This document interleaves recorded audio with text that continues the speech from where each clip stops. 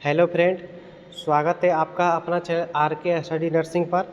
आज हम एक नया टॉपिक डिस्कस करने वाले हैं, टाइफाइड बुखार। यानी जो हम लोग को टाइफाइड बुखार होता है, किसी भी पेशेंट को होता है या हम लोग को होता है, तो टाइफाइड बुखार क्यों होता है, क्या उसका कारण होता है, कॉजेज क्या होता है, उसका बेस्ट मेडिकेशन क्या होता है जो डॉक्टर द्वारा प्रिस्क्राइब किया जाता है, उसी के बारे में आज हम अच्छे से डिस्कस करने वाले हैं। इंक्रेशन क्या होता है, निर्देश क्या होता है, टाइफाइड में क्या किया जाता है, क्या नहीं किया जाता है, कौन सा मेडिसिन चलाया जाता है, वो सारी चीज़ें आज इस वीडियो में हम डिस्कस करने वाले हैं। तो वीडियो के स्किप मत कीजिए, वो अंत तक बने रहिए। अगर आप चैनल पर नए हो तो चैनल को सब्सक्राइब कीजिए, क्योंकि आपको हक बनता है सब्सक्राइब करने का। यदि हम आपके लिए कुछ लेकर आ रहे हैं तो आपको हक बनता है सब्सक्राइब करने का। तो चैनल को सब्सक्राइब कीजिए और देखिएगा। सबसे पहले जो टाइफाइड बुखार होता है उसके बारे में हम समझेंगे, ठीक है। तो पहला पॉइंट हम लोग का रहने वाला है, टाइफाइड बुखार एक बैक्टीरियल इन्फेक्शन है जो दूषित पानी या भोजन के कारण होता है। ज़रा समझिएगा, बोल रहे हैं टाइफाइड बुखार जो होता है एक प्रकार का बैक्टीरियल इन्फेक्शन है। यानी क्या है, एक प्रकार का इन्फेक्शन या संक्रमण है। संक्रमण मतलब क्या होता है, संक्रमण मतलब होता है कि शरीर की जो रोग प्रतिरोधक क्षमता होता है वो कम हो जाता है, वह जो एंटीबॉडी होते हैं वो लड़ने के लिए सक्रिय होते हैं। तो संक्रमण में होता है कि जो बैक्टीरिया होते हैं वो शरीर में विकसित कर जाते हैं, वह प्रवेश करते हैं और विकसित करने लगते हैं, वह इन्फेक्शन उत्पन्न करते हैं।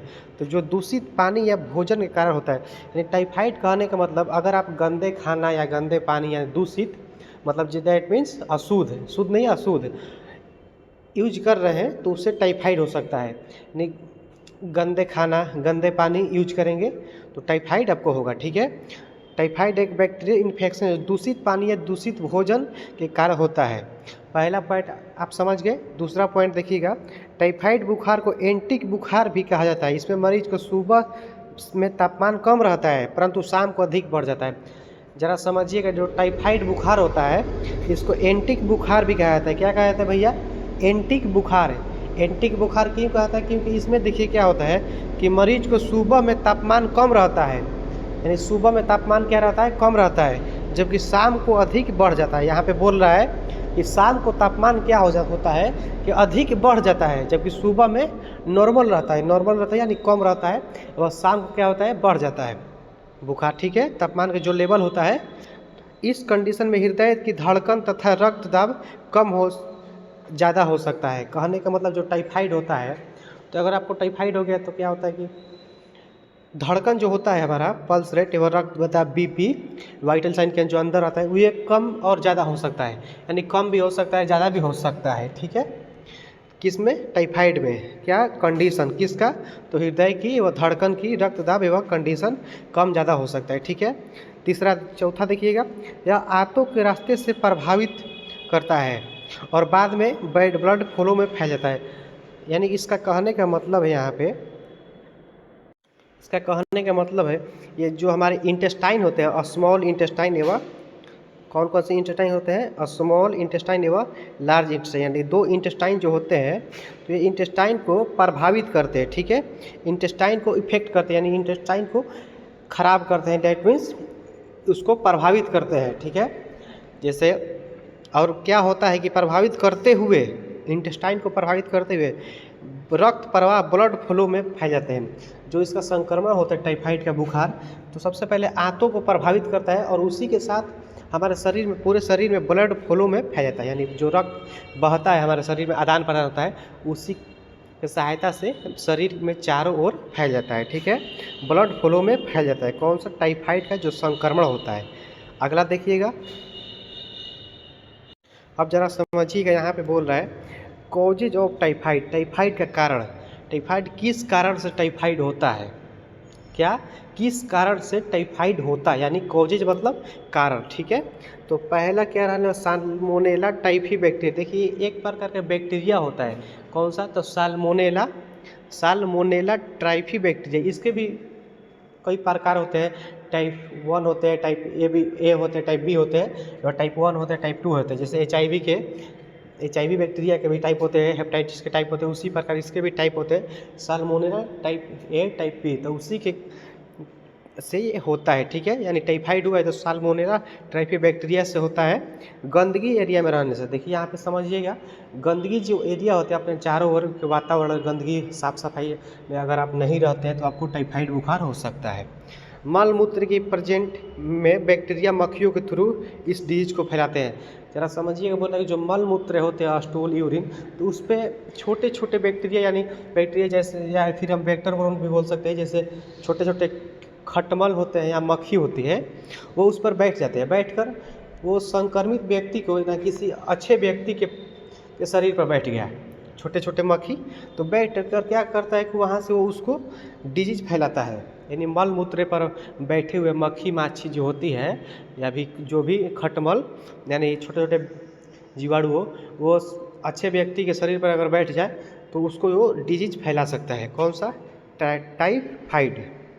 फास्ट फूड तथा वेट वाटर का यूज करने से, यानी बोले जो फास्ट फूड होता है मार्केट की, जैसे तेल मसाला, ज़्यादा तेल मसाला में तला हुआ, ज़्यादा हल्दी या टेंट मसाला में ज़्यादा तला हुआ, जैसे मंचूरियन, मोमो, ये सब पिज़्ज़ा, बर्गर, जो भी जितने होते हैं फास्ट फूड, तो इससे आपको टाइफाइड हो सकते हैं। बैड वाटर यानी गंदे पानी और दूषित पानी पीने से आपको टाइफाइड हो सकते हैं। ठीक है, तो कॉजेज ऑफ टाइफाइड में यही रहा कि साल्मोनेला टाइफी बैक्टीरिया से हो सकता है, गंदगी एरिया में रहने से, यानी आपको साफ़ सफाई अच्छे एरिया में रहना है।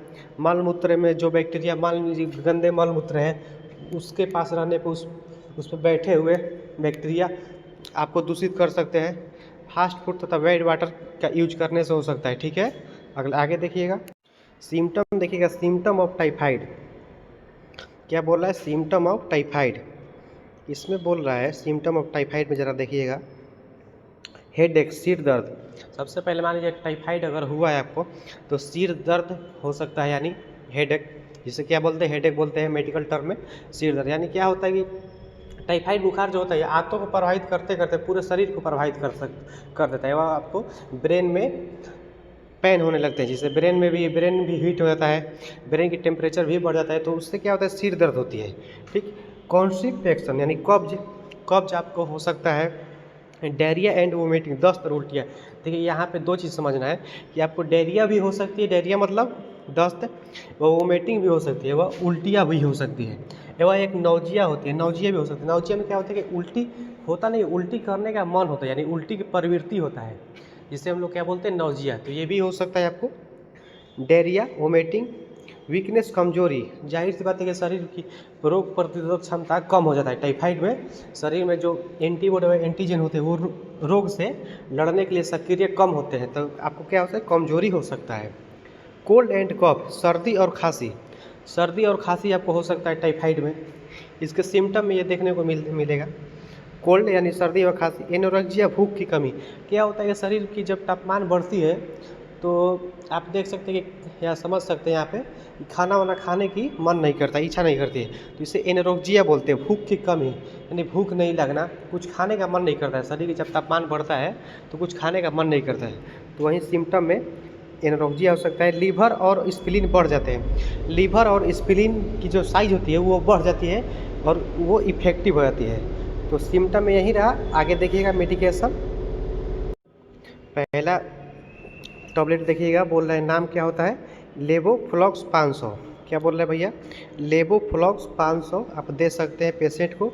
इसका कंटेंट क्या होता है? लेवोफ्लॉक्सासिन, देख सकते हैं आप, लेवोफ्लॉक्सिन आईपी होती है, इंडियन फार्मास्कोपिया सिप्ला कंपनी के द्वारा इसे बनाया जाता है, देख सकते हैं यहाँ पर सिप्ला लिखा है।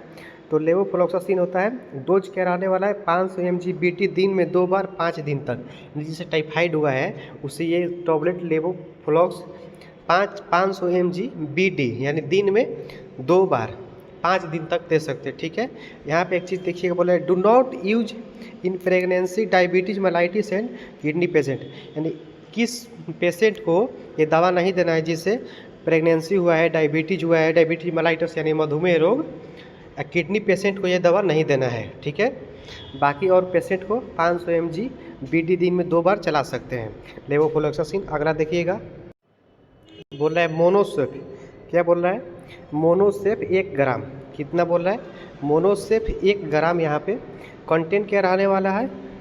सेफ्ट्रिक जोन, सेफ्ट्रिया जोन होता है, इंजेक्शन आईपी, मोनोसेफ आईवी या आईएम यूज ओनली कर सकते हैं। बोला कि NS 100 ml में डाइलेट करके अगले 5 दिन तक सुबह शाम दिया था। जो NS होता है 100 ml NS लेकर उसमें डाइल्यूट करना है। क्या करना है? डाइल्यूट करना है, ये मिलाना है, मतलब डाइल्यूट मतलब मिलाना है। और 5 दिन तक सुबह शाम दिया जाना चाहिए, यानी सुबह शाम यानी BD दिन में 2 बार। ठीक है। कौन सा? मोनोसेप इंजेक्शन देना है। कंटेंट क्या रहने वाला है? सेफ्ट्रियाजोन। खुराक समझ गए? तो ये मोनोसेप, ये मार्केट में बहुत आसानी से सबसे अच्छी और बेहतरीन दवाइयाँ होती है, तो ये मिल सकता है। अगला देखिएगा, बोला टैबलेट सेफ्टास 400। कौन सा टैबलेट? सेफ्टास 400। कंटेंट क्या रहने वाला है? सेफिकजिम डिस्प्रिजेबल टैबलेट 400 mg। सिफिकजिम होता है इसमें, डिस्प्रिजेबल होता है टैबलेट 400 mg का। तो यहाँ पे देख सकते हैं, और सेफ्टेस 400 होता है। इसका डोज क्या रहने वाला है? BD फॉर 7 दिन, यानी 7 दिनों तक इसे BD देना है। BD मतलब दिन में 2 बार इसे देख सकते हैं टाइफाइड में। ठीक है। तो टाइफाइड में BD फॉर 7 डेज, 7 दिनों तक ये दे सकते हैं। अगला देखिएगा, अगला हमारा रहने वाला है कौन सा? टैबलेट एजीबेक्ट 500। नाम क्या रहने वाला है? Tablet एजीबेक्ट 500 mg। एजिथ्रोमाइसिन ये होता है। क्या होता है? एजिथ्रोमाइसिन 500 mg होता है। इस प्रकार से एक टैबलेट मार्केट में अवेलेबल रहता है। डोज क्या रहने वाला? OD फॉर 3 डे, यानी OD इससे क्या देना है? दिन में 1 ही बार देना है। कितना बार भैया? तो दिन में 1 बार देना है, और 3 डे यानी 3 दिनों तक के लिए देना है। कौन सा टैबलेट? एजीबेक्ट 500 mg। एजिथ्रोमाइसिन इसका कंटेंट रहने वाला है। देख सकते हैं यहाँ पे IP होता है, यानी इंडियन फार्मास्कोपिया होता है। सिप्ला कंपनी के द्वारा नहीं, इसे फार्मेसी EG के द्वारा बनाया जाता है। एजिथ्रोमाइसिन होता है, 500 mg का आता है। OD देना है। अगला देखिएगा, अगला कौन सा है? Injection Ciplox 100 ml। ये इंजेक्शन बहुत अच्छी इंजेक्शन होता है, ये मार्केट में आसानी से मिलते हैं। सिप्लोक्स 100 ml सिप्रोफ्लोक्सासिन होता है। क्या होता है? फ्लोक्सासिन इसका कंटेंट होता है, ड्रग्स नेम सिप्रोफ्लोक्सासिन। यहाँ पे देख सकते हैं, ये भी IV इन्फ्यूजन ओनली होता है, यानी IV यानी किससे? इंट्रावेनस मार्ग से सीरम या नस में दिया जाता है। IV इन BD मतलब दिन में 2 बार ये इंजेक्शन दे सकते हैं। कौन सा? सिप्लोक्स 100 ml। सिप्लोक्स में इसका कंटेंट क्या रहने वाला है? सिप्रोफ्लोक्सासिन होता है। क्या होता है भैया? तो सिप्रोफ्लोक्सासिन कंटेंट रहने वाला है। इंजेक्शन नाम होता है सिप्लोक्स, IV यानी वेन में यानी नस में दे सकते हैं, BD दिन में 2 बार। अगला देखिएगा, अब ज़रा समझिएगा निर्देश क्या होता है। कुछ निर्देश होता है, जैसे टाइफाइड आपको हुआ है तो क्या करना चाहिए, क्या नहीं करना चाहिए। तो पहला देखिएगा, डिजीज का पता चलते हैं पेशेंट को कंप्लीट बेड रेस्ट की सलाह देनी चाहिए। मान लीजिए डिजीज को पता चल गया, आपको पता चलेगा टाइफाइड हुआ है, तो पेशेंट को क्या करना चाहिए कि complete CBR complete bed rest यानी आराम करने की ज़रूरत सलाह देनी चाहिए। ठीक है, ना कि उसको ज़्यादा काम करे या कुछ अपना ड्यूटी करे, तो उससे क्या होती है कि शरीर की और थकावट होती है, शरीर की और तापमान बढ़ती है। तो कंप्लीट बेड रेस्ट की सलाह देनी चाहिए। पेशेंट को बैलेंसेड डाइट भोजन देनी चाहिए, जिसमें उचित मात्रा में कार्बोहाइड्रेट, प्रोटीन तथा विटामिन हो। यानी पेशेंट को हल्का भोजन व उचित मात्रा में देना चाहिए, जिसमें कार्बोहाइड्रेट और प्रोटीन की तथा विटामिन की मात्रा ज़्यादा हो, उस प्रकार से पेशेंट को भोजन देनी चाहिए। पेशेंट के मल मूत्र को नष्ट कर देना चाहिए। जो पेशेंट के मल मूत्र होता है उसे नष्ट कर देना चाहिए, ताकि उसमें टाइफाइड की कुछ असर ना हो, बैक्टीरिया ना हो, ताकि वो दूसरे को भी दूषित ना करे। पेशेंट के लिए दूध सर्वोत्तम होता है। जो पेशेंट के लिए जो मिल्क होता है वो सर्वोत्तम होता है। तो ये हम लोग का हो गया निर्देश। तो आशा उम्मीद है कि आपको अच्छी से वीडियो समझ में आएगा। तो thank you for watching. Channel को आप सब्सक्राइब करें।